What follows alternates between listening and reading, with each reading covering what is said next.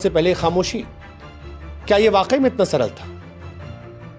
ये जानते हुए कि मोदी साहब पर लोग सवाल उठाएंगे फिर भी भारत सरकार सीज फायर कर रही है, या कुछ ऐसा हुआ था जिसके चलते सीज फायर करना मजबूरी था, या कोई और कहानी? 11 मई 2025 को भारत और पाकिस्तान के बीच में जब सीज फायर की घोषणा हुई तो पाकिस्तान और दुनिया में कई लोगों को राहत मिली, लेकिन भारत सवालों से भरा पड़ा है।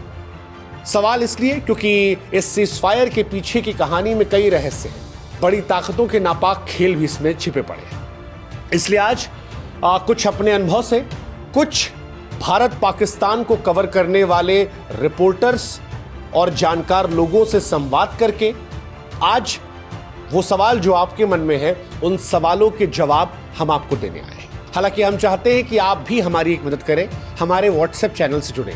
लिंक हमने डिस्क्रिप्शन में और कमेंट सेक्शन में पिन कर रखा है। आप जुड़ेंगे तो इससे हमारी ताकत बढ़ेगी और आप तक जल्दी हमारे वीडियोस पहुंचेंगे। अब आपके सवालों का जवाब। सबसे पहला सवाल कि वो क्या बदलाव थे जिनकी वजह से हमें लगने लगा कि कुछ छिपाया जा रहा है। तो बदलाव पहले आपको बताते हैं, उसके बाद आगे खबर बताएंगे। और टीवी चैनल्स और अखबार जो है वो अलग तरीके से बात कर रहे थे। 9 मई 2025 को ऑपरेशन सिंदूर के तहत जब हमने पाकिस्तान के 11 बड़े हवाई अड्डों को नष्ट किया, हमला किया, नुकसान पहुंचाया, तो सारे टीवी चैनल्स पर खबर अलग थी। टीवी चैनल्स का जोश जो था अलग था।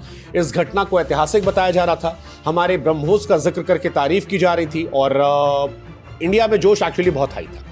उसी बीच में खबर आई कि पाकिस्तान में किराना हिल्स सरगोथा के पास भी इंडियन आर्मी ने हमला किया है। इंडिया की मिसाइल्स जो है वहां गई है ब्रह्मोस, और ये वो इलाका है जिसको ये माना जाता है कि पाकिस्तान यहां अपने मैंने फ्लिपकार्ट से 10,000, अमेजोन से 8,000 और मिंत्रा से 5,000 कमाए। ये वो सारा पैसा है जो मैंने ऑनलाइन शॉपिंग करके।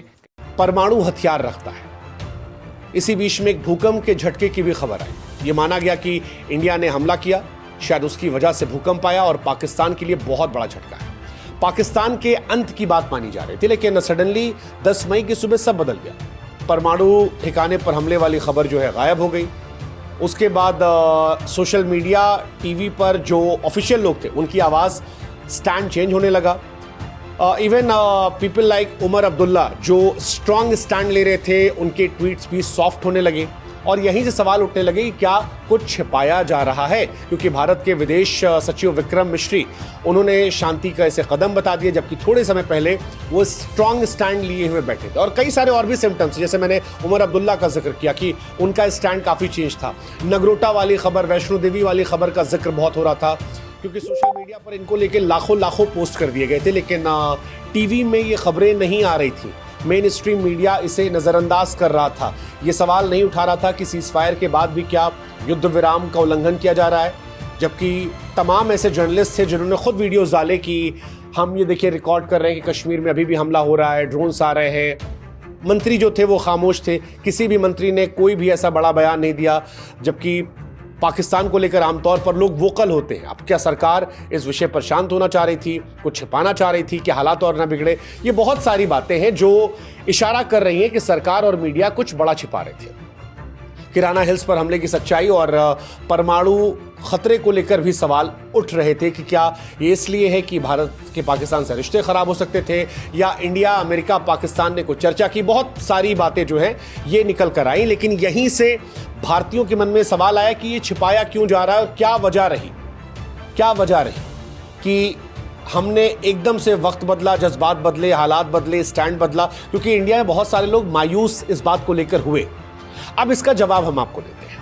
जवाब है कि ये कहानी जाती है नूर खान हवाई अड्डे पर हमले को लेकर। नूर खान हवाई अड्डा पाकिस्तान की सेना के लिए बड़ा महत्वपूर्ण जगह है। क्यों? क्योंकि वहां परमाणु रणनीति का सबसे अहम केंद्र है।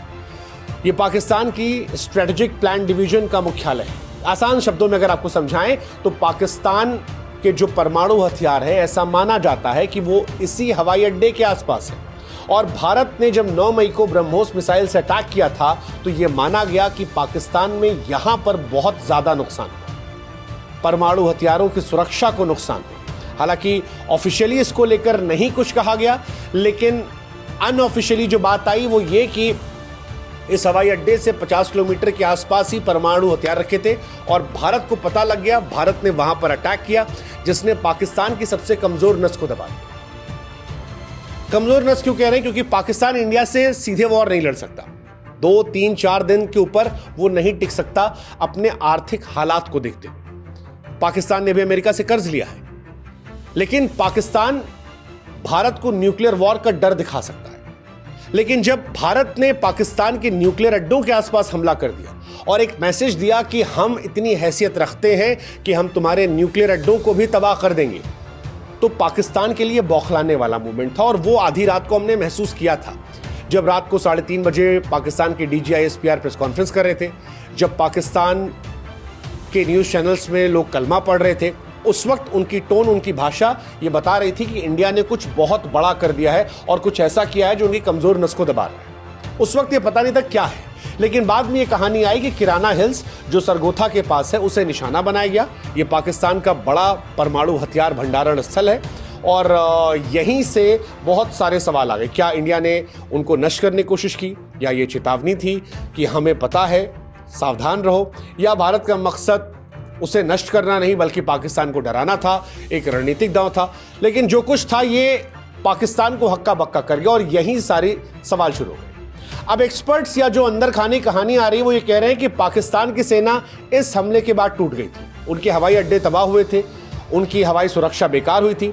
वो लास्ट होप अपने परमाणु हथियारों को मानते हैं और क्योंकि पाकिस्तान वो देश है जिसने इंडिया की तरह नो फर्स्ट अटैक को साइन नहीं किया है। अगर आप में से लोग नहीं जानते तो उनको बता